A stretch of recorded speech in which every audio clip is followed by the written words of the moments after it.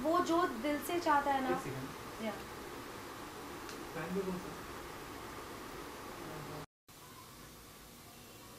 सबसे पहले तो आपसे जानना चाहेंगे आपके लिए फ्रीडम क्या है, कैसे डिफाइन करती है आप फ्रीडम को?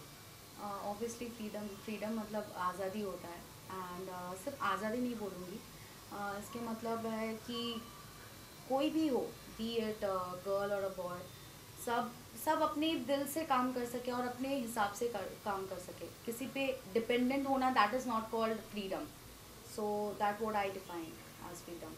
अभी इंडिपेंडेंस डे आने वाला है, तो आपका कोई आप जो जो आपका जिसे आप एडमायर करती है, कोई आपका जो फ्रीडम फाइटर है फ्रीडम हमारे देश फाइटर, में ओके, इतने हाँ। सारे, तो आप किसे एडमायर करती है उनमें से महात्मा और क्यों? गांधी।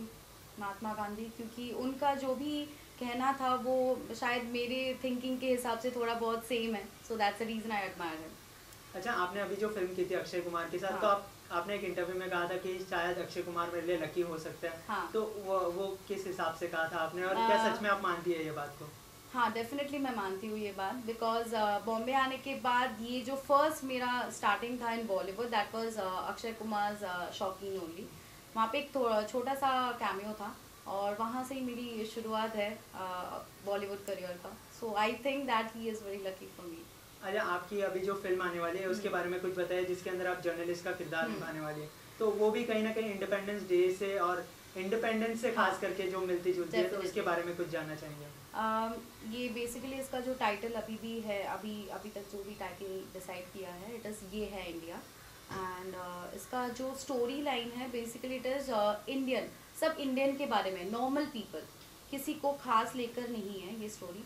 और स्टोरी में ये बताया जाता है कि बाहर अब्रॉड्स में, like not in India, outside India, हम लोग एक ऐसा मानते हैं लोग कि इंडिया मतलब बहुत गरीबी एंड सब खराब चीज़ है। इंडिया में कुछ अच्छा हो ही नहीं सकता।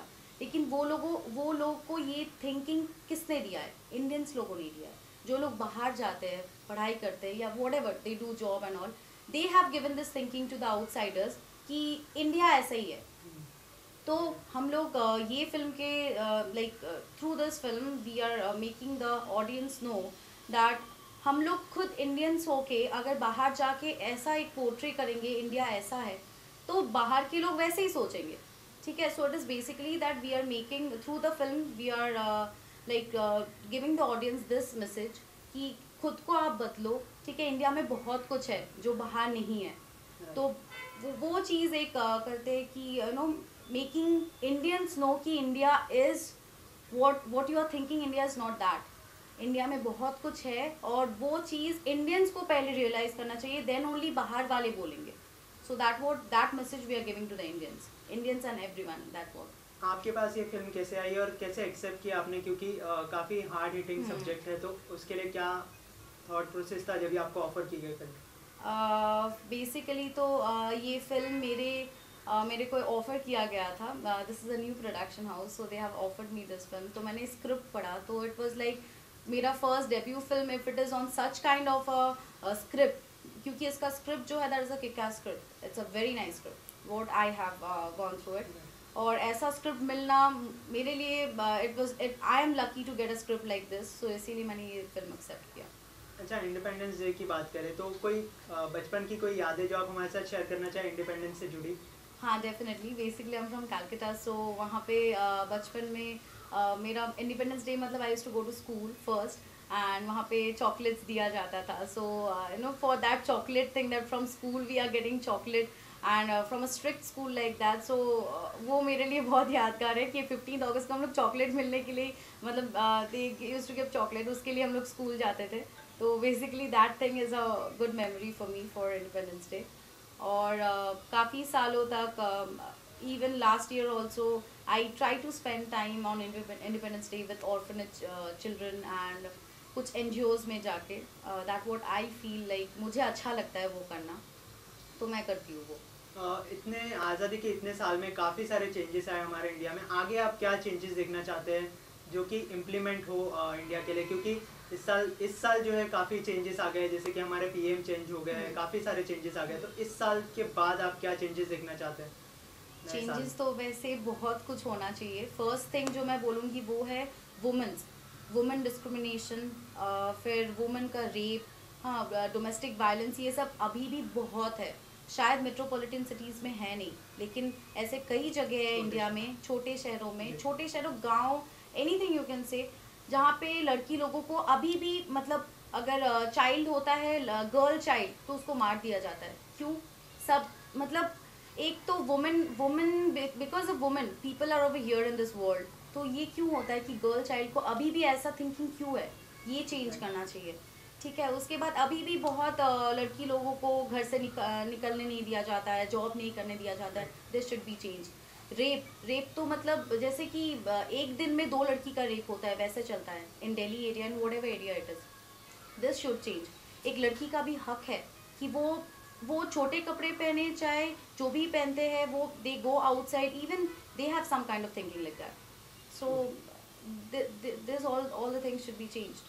अच्छा, जेंडर डिस्क्रिमिनेशन की जैसे आपने बात की, तो कहीं ना कहीं बॉलीवुड में भी ये जेंडर डिस्क्रिमिनेशन बॉलीवुड में भी, जैसे आपने जेंडर डिस्क्रिमिनेशन की बात की, तो बॉलीवुड में भी कहीं ना कहीं जेंडर डिस्क्रिमिनेशन किया जाता है। जैसे कि मेल एक्टर्स को ज़्यादा पे किया जाता है और एक्ट्रेस को कम पे किया जाता है। उसके लिए क्या कहना चाहेंगे आप? उसमें किस तरह के चेंजेस देखना चाहेंगे आप? क्योंकि अभी जो है काफ़ी चेंजेस आ रहे हैं, जैसे कि कंगना, प्रियंका जैसे एक्ट्रेस है जो वुमेन सेंट्रिक फिल्में भी करने लगी है, तो उसके लिए, और ऑडियंस भी अच्छी तरह से एक्सेप्ट करने लगी है, तो उसके लिए क्या कहना चाहेंगे आप कि आगे किस तरह के चेंजेस देखना चाहेंगे? डेफिनेटली एक चीज़ मैं कहना चाहूँगी कि शायद वो लड़की हो या लड़का हो, ठीक है, whoever is working in the film, be it a heroine of the film or hero, both of them has to give a same kind of effort दोनों को सेम देना पड़ता है। तो दोनों के लिए मेरे हिसाब से सेम अकॉर्डिंग टू पे और वॉट एवर इट इज़, दोनों का सेम होना चाहिए। और जो भी है इंडस्ट्री में वो काफ़ी साल से चला आ रहा है, सो वो एक ये बन गया है, बट इट शुड चेंज कि दोनों को सेम व्यू में देखना चाहिए। वो मेरे हिसाब से यही होगा। अभी जो है बायोपिक का एक ज़माना चल पड़ा है, तो आपको अगर किसी पर बायोपिक करनी हो, अगर किसी के किरदार में नज़र आना हो, तो वो किसके ऊपर करना चाहेंगे आप? From anyone from the industry नहीं, मतलब कोई भी जिसे आप एडमायर करते हो, जैसे कि आपने कहा कि फ्रीडम फाइटर को आप एडमायर करती हैं, तो ऐसे कोई भी लोग, जैसे ऐसे अब तक तो कुछ सोचा नहीं है, शायद फ्यूचर में करूंगी। फ्यूचर में अगर मौका मिले, अगर आपको कहा जाए कि आपको करना है, तो आप किसके ऊपर करना चाहेंगे biopic? Then I will like to do a biopic on Indira Gandhi.